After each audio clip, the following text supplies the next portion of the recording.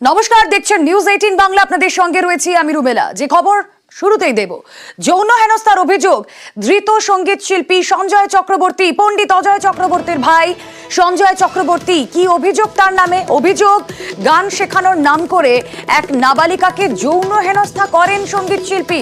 ডিটেলে জানাতে পারবেন প্রতিনিধি মানস রয়েছেন সঙ্গে। মানস, কি অভিযোগ তার বিরুদ্ধে?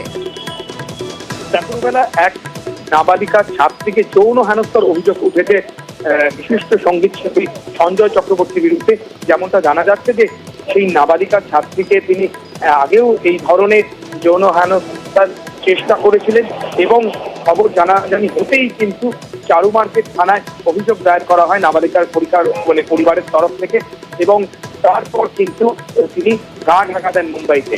অর্থাৎ তোমাকে যদি একটু বিস্তারিতভাবে বলি তাহলে আচার্য সঞ্জয় চক্রবর্তীর যে স্কুল রয়েছে প্রাণ সঙ্গীত একাডেমি, সেখানে 15 বছরের এই ছাত্রী গান শিখতেন এবং সঙ্গীত চর্চার অছিলায় নাকি তাকে শারীরিক নির্যাতন করেন সঞ্জয় চক্রবর্তী, এমনটাই তার পরিবারের অভিযোগ। এবং তারপর মেয়েটি মানসিকভাবে ভেঙে পড়েন এবং পরিবারকে সব কথা যখন জানান তখন তার পরিবারের তরফ থেকে চারু মার্কেট থানায় অভিযোগ দায়ের করা হয়। খবর জানাজানি হতেই তিনি কলকাতার বাড়ি থেকে মুম্বাই গা ঢাকা দেন এবং আমরা জানি যে বিশিষ্ট গায়ক কিঞ্জল আচার্য সঞ্জয় চক্রবর্তীর ছাত্র এবং কিঞ্জলের ফ্ল্যাটেই নাকি তিনি গা ঢাকা দেন।